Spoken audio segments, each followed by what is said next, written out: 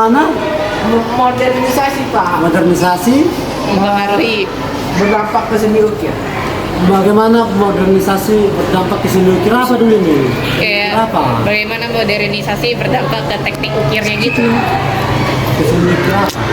Seni ukir tradisional yang biasanya ditaruh di rumah bolon itu juga.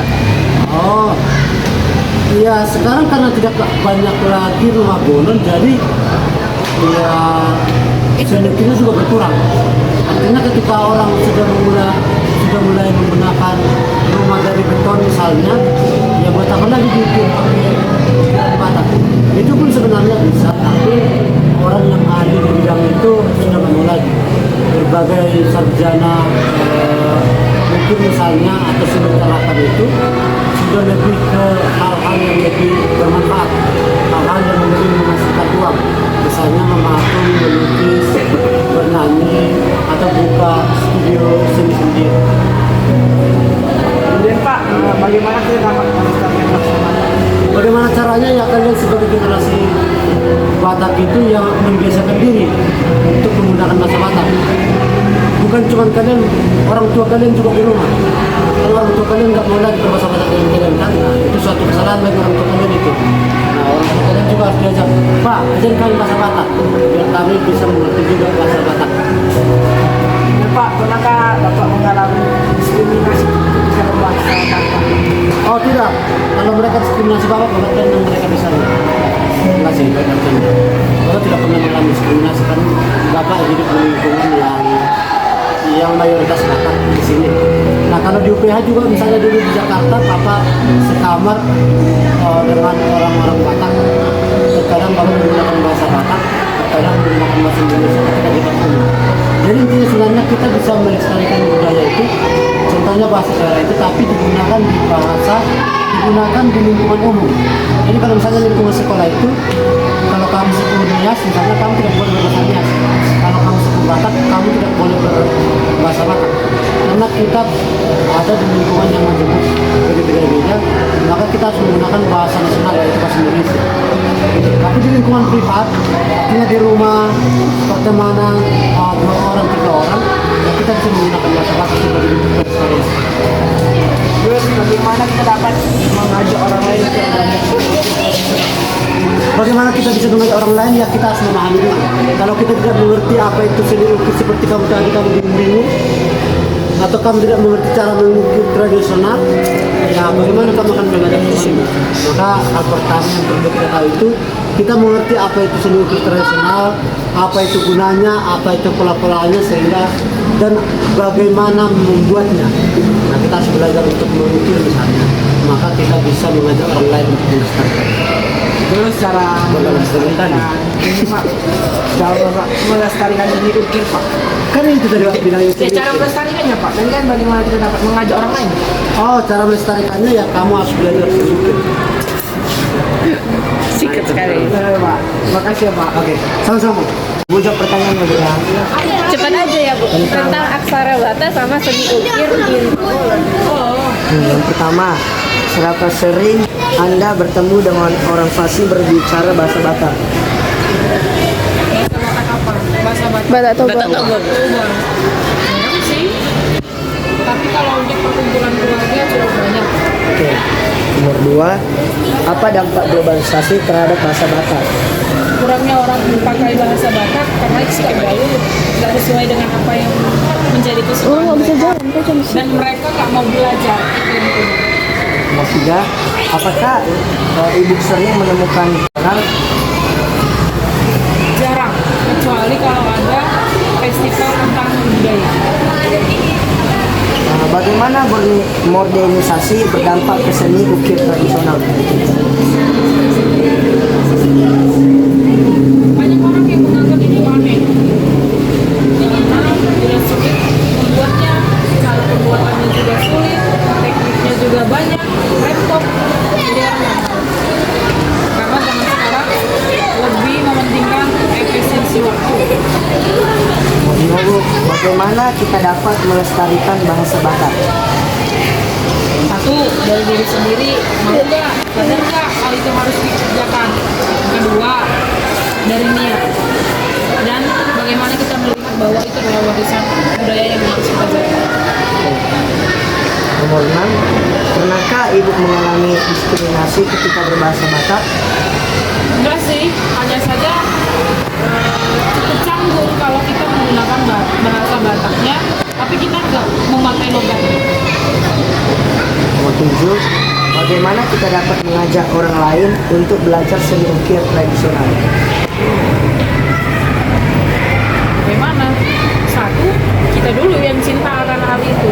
Bagaimana kita mengajak orang lain tapi kalau kita nggak suka? Yang kedua, gunakanlah media sosial untuk memberitahu orang lain terkait pikiran itu. Sehingga orang lain tahu, oh ternyata ini ada. Maka mereka juga akan melihat itu penting. Dan terakhir Bu, gimana cara melestarikan seni ukir tradisional? Satu, ya kita harus cintai. Kedua, kita harus jaga. Yang ketiga, baru kita kembali.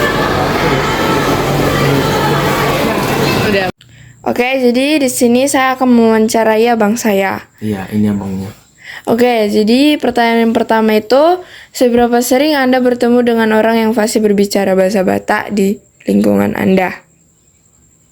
Saya tidak terlalu sering ya, atau bisa dikatakan saya jarang bertemu dengan orang yang fasih berbahasa Batak, terutama di lingkungan sekolah saya atau di lingkungan rumah. Karena kalau di lingkungan sekolah mayoritasnya itu Tionghoa, sedangkan di lingkungan rumah itu mayoritasnya bersuku Jawa dan lain-lainnya, atau di non Batak kita katakan. Oke, lanjut ke pertanyaan kedua, yaitu apa dampak globalisasi terhadap bahasa Batak? Dampaknya globalisasi terhadap bahasa Batak mungkin bisa kita katakan bahasa Batak dapat terancam ya, karena semakin kesini zaman lebih mementingkan bahasa-bahasa internasional, atau kalau kita orang Indonesia mementingkan bahasa Indonesia juga bahasa Inggris, atau mungkin bisa kita katakan tambahannya bahasa Mandarin lah, sehingga mulai sedikit yang berminat untuk belajar bahasa Batak untuk melestarikannya, seperti itu. Oke, lanjut ke pertanyaan yang ketiga, apakah kamu sering menemukan pengukur seni tradisional? Tidak pernah, karena saya tidak bekerja atau belajar dalam bidang tersebut. Apa kayak kamu pernah lewat di jalan gitu melihat ada orang mengukir lemari kayu itu kan diukir-ukir, nah seperti Kalau itu. sering. Biasanya kalau pergi sekolah ada tempat yang menjual furnitur, lemari, meja, kursi dan lain-lainnya. Ukirnya itu cantik memang. Sing. Mantap. Jadi masih bisa dikatakan ditemukan, bisa lihat, cuman nggak sering. Atau Oke. jarang. Oke. Lanjut. Bagaimana modernisasi berdampak ke seni ukir tradisional? Dampak modernisasi. Ya, zaman demi zaman bagaimana seni ukir tradisional itu? Kalau menurut saya dampak positifnya seni ukir dapat dibagikan secara luas dari internet karena dapat diakses dengan lebih mudah melalui HP ya, ini melalui gawai kita. Jadi misalnya ada orang dari luar negeri nih tertarik melihat seni ukir Indonesia, jadi tinggal nyewa HP aja, seni ukir Indonesia, jadi lebih gampang, itu dampak positifnya. Kemudian semakin kesini kan semakin banyak jenis-jenis ukir-ukiran, seni-seni yang lebih baik, jadi bisa dikombinasikan atau dipelajari lebih baik lagi, sehingga semakin banyak motif-motifnya. Sedangkan untuk dampak negatifnya itu karena semakin banyak orang yang tertarik pada teknologi, jadi seni-seni seni-seni ukir seperti itu mungkin tidak banyak lagi peminatnya, karena mungkin banyak orang yang berpikiran tidak ada gunanya atau lebih mementingkan teknologi. Oke, lanjut. Oke, masih ada beberapa pertanyaan. Ya. Bagaimana kamu dapat melestarikan bahasa Batak? Sebenarnya saya tidak terlalu pandai berbahasa Batak. Saya cuma tahu hepeng, duit, terus mangan, makan, dan lain-lainnya. Jadi tidak terlalu jago. Tapi menurut saya dapat melestarikan bahasa Batak dengan komunikasi sehari-hari.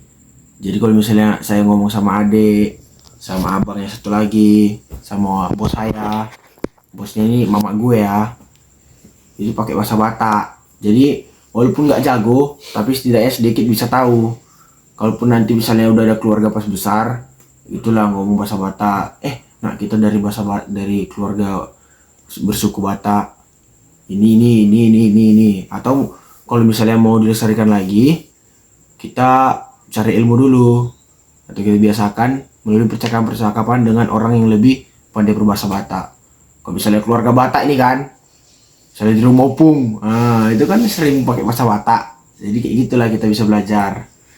Jadi terus kita teruskan kepada orang lain lagi. Lanjut. Oke.